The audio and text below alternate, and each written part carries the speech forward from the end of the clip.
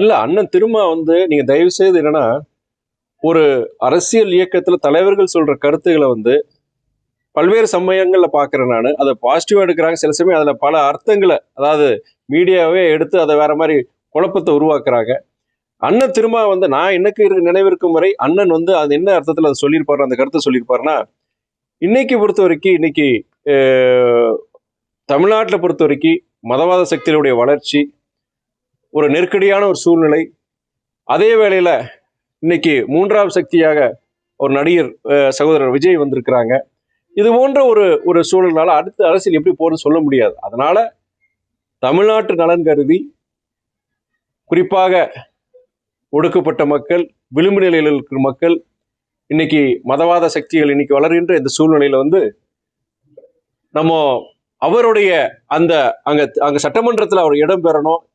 இப்படிப்பட்ட ஒரு இக்கட்டான சூழ்நிலையில அண்ணன் திரும்ப அங்க இருக்குன்னு நினைக்கிற சட்டமன்றத்தில் இருந்து அது சாதாரண மக்களுடைய குரலா இருக்குன்னு நினைக்கிறாரு. அது தவறு இல்லைன்னு தான் பாக்குறேன். ஆனால் அவர் அது எதுக்காண்டி போறாருன்னு சொல்லிட்டு இதுக்காண்டி போறாரு இல்ல அதுக்காண்டி சொல்லிட்டு அது எனக்கு என்னமோ அதுல அவர் அந்த மாதிரி சொல்லியிருக்க வாய்ப்பே கிடையாது எனக்கு படுது. விஜய்ன்ற ஒரு புதிய நபர் வந்ததுக்கு அப்புறம் களம் எப்படி இருக்குன்னு நினைக்கிறீங்க சார்? குறிப்பா நடுவில் பேசும்போது நீங்க நடுவில் எதுவும் பேசாதீங்க, எனக்கு இன்டரப்ட் ஆகுது.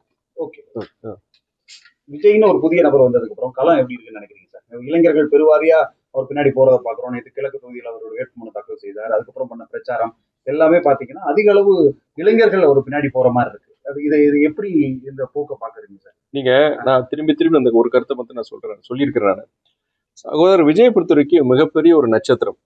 அவர் இன்றல்ல நேற்றல்ல கிட்டத்தட்ட ஒரு 20 வருஷமா ஒரு தமிழ்நாட்டுடைய திரையுலகில் ஒரு ஜொலிக்கின்ற மிகப்பெரிய ஒரு நட்சத்திரம். அவர் பின்னாடி நிறைய இளைஞர்கள் இருக்கிறாங்க.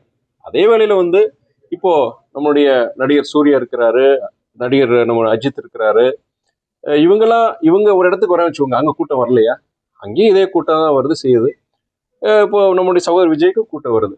அது நம்ம இப்போ ஆனா இந்த கூட்டம் நாளைக்கு தேர்தல் காலத்துல அவர் வாக்குகளா மாறும்ங்கிறது நம்ம தேர்தல் முடிஞ்சு அந்த ரிசல்ட் வரும்போது நம்ம சொல்ல முடியும்.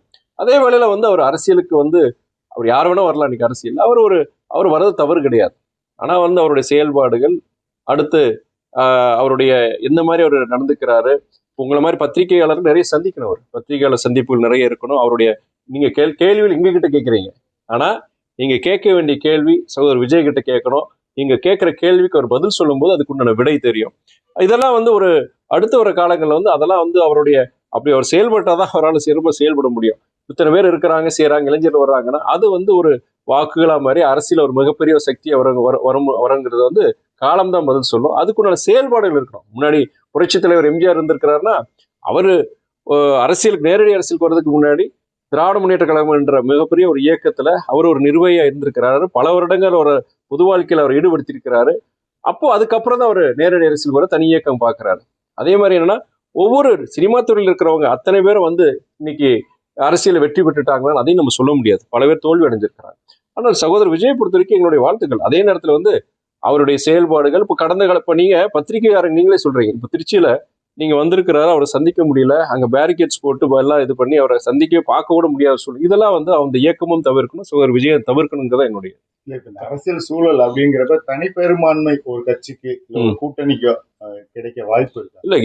இந்த சட்டமன்ற தேர்தலை பொறுத்தவரை திராவிட முன்னேற்ற கழக தலைமையிலான மதசார்பற்ற முற்போக்கு கூட்டணி ஒரு வரலாற்று சிறப்புமிக்க ஒரு வெற்றியை பெறுங்கிற நம்பிக்கை எங்கள் அனைவருக்கும் உண்டு. அதுக்கு காரணம் நீங்க என்னன்னு நீங்க கேட்கலாம். நீங்க அது காரணம் பொறுத்த வரைக்கும் அன்னைக்கு முதலமைச்சர் சொன்னது என்னன்னா, ஒரு பக்கம் சமூக நீதியை வலு சேர்ப்பதற்காக நீங்க திட்டங்கள், நீங்க மகளிர் உரிமை தொகை இருக்கலாம், அது முதல்ல முடியாதுன்னு சொன்னாங்க. அது இன்னைக்கு 1,31,00,000 பெண்களுக்கு போய் சேர்ந்திருக்கு. அதே அடுத்த ஆட்சி வரும்போது 2,000 ரூபாய் கொடுக்குறேன்னு சொல்லியிருக்கிறாங்க. அது இல்லாம நீங்க விடியல் பயணமா எடுத்து நீங்க விடியல் பயணத்தை பத்தி சொல்லலாம். அதுக்கு அடுத்து நீங்க இல்லத்தரசின்னு சொல்லிட்டு திட்டம்னு சொல்லிட்டு அதுல பெண்களுக்கு 8,000 ரூபாய்க்கு இந்த கூப்பான் கொடுக்குறாங்கன்றது. அது இல்லாம இன்னைக்கு ஏழை வீட்டு பிள்ளைகள் அவங்க உயர்கல்வி பெறதுக்கு தமிழ் புதல்வன், புதுமை பெண் திட்டங்கள், இது போன்ற சமூக நீதியை வலுப்படுத்துறதுக்கான இந்த மாதிரி திட்டங்கள் நிறைய பண்ணியிருக்கிறாங்க. நீங்க சில பேர் அதுக்கு ஒரு விமர்சனம் இருக்கு. சில பேர் என்னன்னா இலவசங்களா கொடுக்குறாங்க, இது பண்றாங்க. இலவசங்கள் யார்கிட்ட கொடுக்குறாங்க?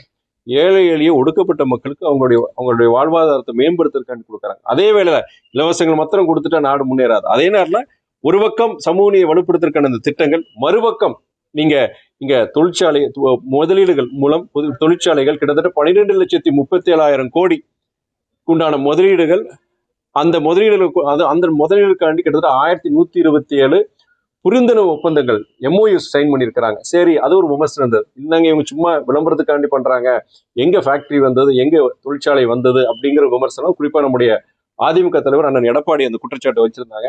சரி, நாங்க கண்டிப்பா இதெல்லாம் நாங்க செஞ்சிருக்கோம்னு நிரூபிக்கிறதுக்காண்டி சென்னையில February மாசம் செயலாக்க மாநாடு, கன்வர்ஷன் கான்க்ளேவ்னு சொல்லிட்டு அந்த எத்தனை 1127 புரிந்துணர்வு ஒப்பந்தங்கள்ல அதுல எவ்வளவு செயல்பாட்டுக்கு வந்திருக்கு, கிட்டத்தட்ட 73 விழுக்காடு எந்தெந்த தொழிற்சாலைகள் எங்கெங்க செயல்பாட்டுக்கு வந்திருக்கு, எங்கெங்க கட்டுமான வேலைகள் நடந்துட்டு இருக்கு அப்படின்னு சொல்லிட்டு அதுக்குண்டான தரவுகளும் கொடுத்திருந்தாங்க.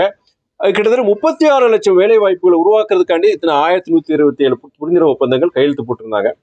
இது என்னன்னா, சரி ஒரு பக்கம் சரி இவங்க சொல்றாங்க செய்யறாங்க. இன்னொன்னு EPFO, employees provident fund organisation, அவங்க அது ஒன்றிய அரசு சார்ந்த ஸ்தாபனம். அவங்களே என்ன சொல்லியிருக்காங்கன்னா, கடந்த 5 வருடங்கள்ல கிட்டத்தட்ட தமிழ்நாட்டில் புதிய வேலை வாய்ப்புகள் கிட்டத்தட்ட 29 லட்சம் புதிய வேலை வாய்ப்புகள் உருவாக்கின்னு சொல்லியிருக்கிறாங்க.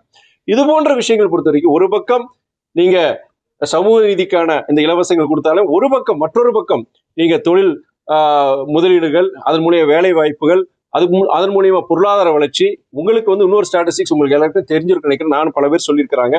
தமிழ்நாடு பொறுத்த வரைக்கும் இந்தியாவிலேயே பெரிய மாநிலங்களிலேயே அதிக அளவுல பொருளாதார வளர்ச்சி பெற்றது தமிழ்நாடு. கிட்டத்தட்ட 11.19 விழுக்காடு பொருளாதார வளர்ச்சி பெற்றிருக்கு தமிழ்நாடு கடந்த 2024-25 வருஷத்துல.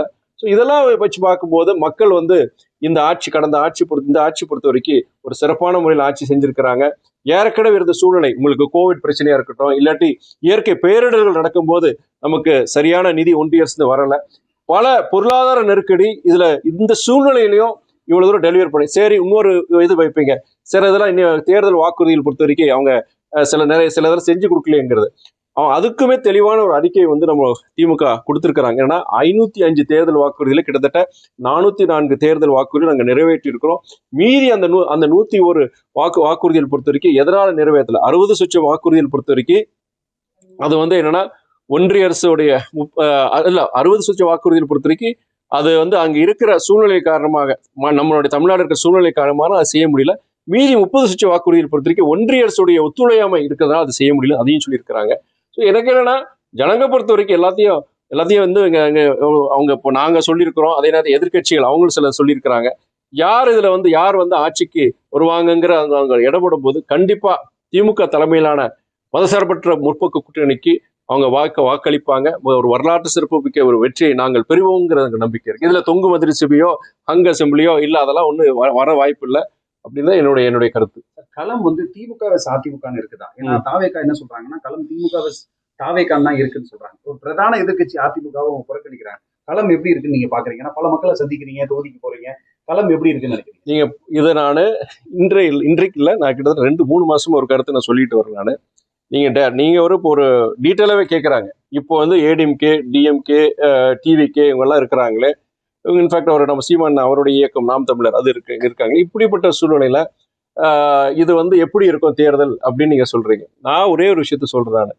நம்முடைய இந்த சகோதரர் விஜயோடைய வருகை யாருக்கு மிகப்பெரிய ஒரு பாதிப்பு உருவாக்குன்னா, அது பிரதான எதிர்கட்சியான அதிமுகவுக்கு தான் ஒரு பாதிப்பு உருவாக்கும். எந்த வகையில் சொல்றேன்னா, அதிமுக இன்னைக்கு திமுக அடுத்தபடி யாருக்கு இருக்காங்கன்னா அதிமுக மாற்று கருத்து கிடையாது. ஆனால் இந்த ஆளும் நீங்க இருக்கிற இன்னைக்கு ஒரு ஆன்டி இன்கம்பன்சி சொல்லுவாங்க. நீங்க ஒரு அந்த ஆன்டி இன்கம்பன்சி பொறுத்த வரைக்கும் அந்த அரசாங்கத்துக்கு எதிரான மனநிலையில் இருக்கிற வாக்குகள் அது பிளவுபடும் போது அதுல கிட்டத்தட்ட கணிசமான வாக்குகள் சகோதரர் விஜய் எடுக்கும் பொழுது அது யாருக்கு பலனளிக்கணும், திமுக பலனளிக்கிறதுக்கு வாய்ப்பு இருக்கு. அதான் இதுல சகோதரர் விஜயின் வருகையினால யாருக்கும் பாதிப்புன்னு பார்க்கும்போது அதிமுகவுக்கு தான் அந்த பாதிப்பு அதிகங்கிறது என்னுடைய கருத்து. இது கடந்த சில மாதங்களா நான் சொல்லிட்டு இருக்கிறனால. பட் அது மாத்திரம் கிடையாது. இந்த இப்ப இருக்கிற திராவிட மாடல் அரசனுடைய சாதனைகள், நாங்க அடுத்து என்ன திட்டங்கள் அறிவிச்சிருக்கிறாங்க, அதை வச்சு பார்க்கும்போது எங்களுக்கு ஒரு மிகப்பெரிய ஆதரவு மக்கள் கொடுப்பாங்க எதிர்பார்க்கும். 3வது இடத்துக்கு அதிமுக போகும்னு நினைக்கிறீங்களா? நீங்க அதாவது பெரும்பான்மையான தொகுதிகளில் அதிமுக தான் 2வது இடத்துக்கு வரும். பெரும்பான்மையான தொகுதிகள் அதிமுக 2வது இடத்துக்கு வரும். சில தொகுதிகளை பொறுத்த வரைக்கும் சகோதரர் விஜயோட இயக்கம் தாவேக்கா 2வது இடத்துக்கு வரதுக்கு வாய்ப்பு இருக்கு.